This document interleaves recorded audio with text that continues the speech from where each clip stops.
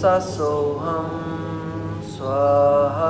நிகழும் ஸ்ரீ மங்களகரமான குரோதி ஆண்டு ஆகஸ்ட் மாதம் 17ஆம் தேதி சனிக்கிழமை அன்று பூராடம் நட்சத்திரத்தில் திரையோதசி திதியில் பிரீத்தி நாமயோகத்தில் கௌளவம் கர்ணத்தில் சித்த யோகத்தில் சனி மகா பிரதோஷம் கூடிய நன்னாளில் இந்த மகத்தான ஆவணி மாதம் பிறக்கிறது.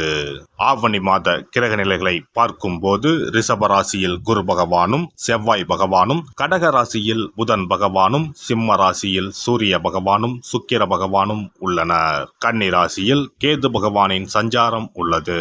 கும்பராசியில் சனி பகவான் வக்ரத்தில் உள்ளார். ராகு பகவான் மீனராசியில் பயணம் செய்கிறார். இந்த மாதம் கிரகங்களின் பெயர்ச்சி என எடுத்துக்கொண்டால் ஆவணி மாதம் 10ஆம் தேதி செவ்வாய் பகவான் ரிஷப ராசியில் இருந்து மிதுன ராசிக்கும், சுக்கிர பகவான் சிம்ம ராசியில் இருந்து கன்னி ராசிக்கும் பெயர்ச்சி அடைகின்றனர். ஆவணி மாதம் 15ஆம் தேதி புதன் பகவான் கடகராசியில் இருந்து சிம்ம ராசிக்கு இடப்பெயர்ச்சி அடைகின்றார். இந்த கிரகங்களின் பெயர்ச்சி மற்றும் சிம்மத்தில் இணையும் சூரியன் புதன், கன்னி ராசியில் இணையும் கேது சுக்கிரன் ஆகிய கிரகங்களால் இந்த ஆவணி மாதத்தில் உங்கள் ராசிக்கு உண்டாகும் சுப பலன்கள் என்ன என்பதனையும், அசுப பலன் ஏற்படுமாயின் ராசிக்காரர்கள் செய்ய வேண்டிய பரிகாரம் என்ன, வழிபட வேண்டிய தெய்வம் யார் என்பதனை பற்றி விரிவாக காண்போம்.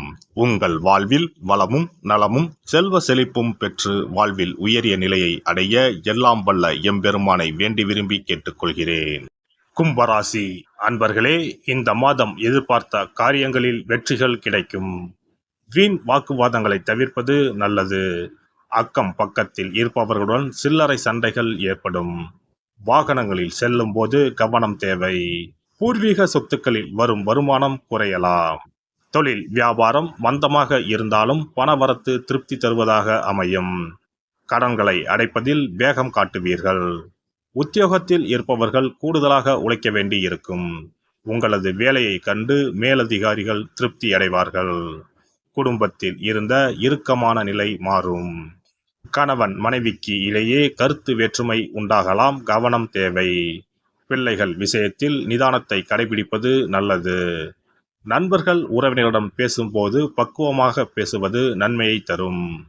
பெண்களை பொறுத்தவரை எந்த காரியத்திலும் சாதகமான பலன் பெற வாக்குவாதங்களை தவிர்ப்பது நல்லது.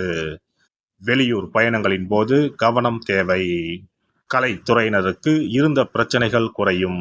பேசி எடுக்கும் முடிவுகள் நன்மையை தரும்.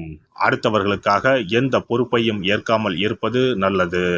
அரசியல் துறையினரை பொறுத்தவரை வழக்கத்தை விட கூடுதலாக உழைக்க வேண்டியிருக்கும். பொருள் வரத்து கூடும். வெளியூர் பயணம் செல்ல நேரலாம். வெற்றி பெற தடைகளை தாண்டி உழைக்க வேண்டியிருக்கும். பெரியோரின் ஆலோசனைப்படி செயல்படுவது நல்லது. மாணவர்களுக்கு கல்வியில் வெற்றி பெற கூடுதலாக உழைக்க வேண்டியிருக்கும். உங்களது நடவடிக்கைகள் பெற்றோருக்கு திருப்தியை தரும். நட்சத்திர பலன்கள் அவிட்டம் 3, 4ஆம் பாதங்கள். இந்த மாதம் குடும்பத்தில் சுகமும் நிம்மதியும் இருக்கும். குடும்பத்திற்கு அதிகப்படியான வருமானமும் கிடைக்கும்.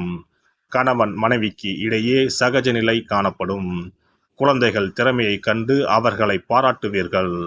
உறவினர் வருகை இருக்கும். யாரிடம் பேசும்போதும் நிதானமாக பேசுவது நன்மையை தரும்.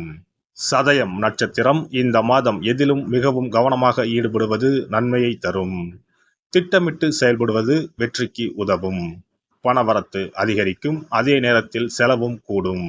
எதிர்பார்த்த உதவிகள் கிடைக்கும். துணிச்சல் உண்டாகும். அதனால் எதை பற்றியும் முன்பின் யோசிக்காமல் செயல்களில் இறங்கிவிடுவீர்கள். தேவையற்ற இடமாற்றம் உண்டாகலாம். பூரட்டாதி 1, 2, 3ஆம் பாதங்கள். இந்த மாதம் தொழில் வியாபாரத்தில் ஈடுபட்டு இருப்பவர்களுக்கு கீழ்நிலையில் உள்ளவர்களால் லாபம் கிடைக்கப் பெறுவீர்கள். சரக்குகளை பாதுகாப்பாக வைத்துக் கொள்வது நல்லது. உத்தியோகத்தில் இருப்பவர்கள் எந்த ஒரு வேலையையும் செய்து முடிப்பதில் வேகம் காட்டுவார்கள். சக ஊழியர்கள் மூலம் உதவிகள் கிடைக்கும். சனிக்கிழமையில் முன்னோர்களுக்கு தீபம் ஏற்றி வணங்க உடல் ஆரோக்கியம் பெறும். கடன் பிரச்சனைகள் தீரும். சிறப்பு பரிகாரம்: சொந்த வீடு அமைவதற்கு ஆன்மீக பரிகாரம். சொந்த வீடு கனவு நிறைவேற வேண்டும் என்பதற்காக எத்தனையோ கோவிலுக்கு சென்று எத்தனையோ பூஜை வழிபாடு என செய்தும் ஒன்றும் நடக்கவில்லை என்பவர்கள் வீட்டிலேயே இந்த எளிய பரிகாரத்தை செய்து வந்தால் நல்ல பலன் கிடைக்கும். எளிமையான இந்த 2 பரிகாரங்களை செய்து வந்தால் விரைவில் சொந்த வீடு யோகம் அமையும். அதனால் நம்பிக்கையுடன் இந்த சக்தி வாய்ந்த வழிபாட்டை செய்து வரவும். எவ்வளவுதான் சொத்து பணம் இருந்தாலும் நமக்கென்று ஒரு வீடு இல்லை என்றால் அது மனக்குறையாகவே இருக்கும். சொந்த வீடு வாங்க முடியவில்லையே என்பது பலரின் ஏக்கமாகவும் கனவாகவும் இருந்து வருகிறது. சொந்த வீடு வாங்க வேண்டும், வாங்கிய இடத்தில் விரைவில் வீடு கட்ட வேண்டும், ஏற்கனவே துவங்கியிருந்த வீட்டின் பணிகளை பணப்பற்றாக்குறையால் கட்டி முடிக்க முடியவில்லையே என்ற கவலையில் இருப்பவர்கள் ஏராளம்.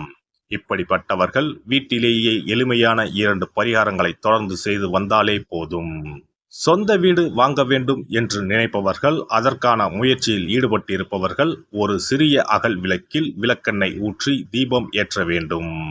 மகா விஷ்ணுவின் அவதாரங்களில் ஒன்றான வாமனரை மனதில் நினைத்து சொந்த வீடு அமைய வேண்டும் என்று பிரார்த்தனை செய்து கொண்டு மாதந்தோறும் வரும் திருவோண நட்சத்திரத்தன்று வீட்டின் அக்னி மூலையான தென்மேற்கு மூலையில் இந்த விளக்கை ஏற்றி வைக்க வேண்டும். அக்னி திசை என்பது மண்ணுக்குரிய திசையாகும். அதாவது அங்காரகன் எனப்படும் செவ்வாய் பகவானுக்கு உரிய திசை இதுவாகும். 3 அடி மண் கேட்டு 3 உலகையும் அளந்தவர் வாமனன்.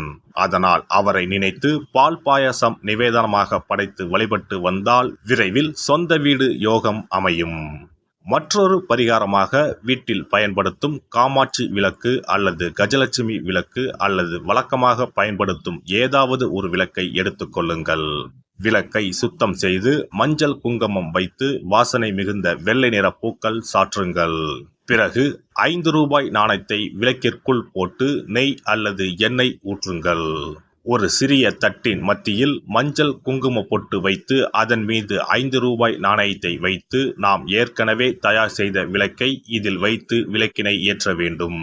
தினமும் காலையில் 6 மணி முதல் 7 மணிக்குள் இந்த விளக்கை ஏற்றி வந்தால் விரைவில் வீடு கட்டுவீர்கள். 5 ரூபாய் நாணயம் என்பது குபேரனுக்கு உரியதாகும்.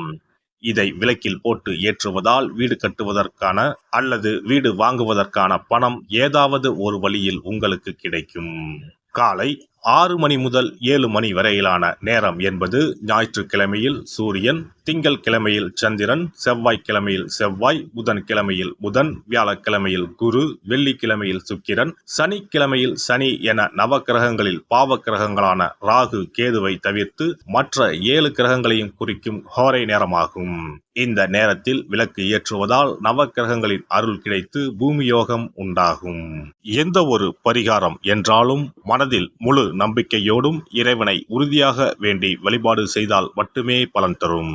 எளிமையான இந்த பரிகாரத்தை தொடர்ந்து செய்து பயன்பெறுங்கள்.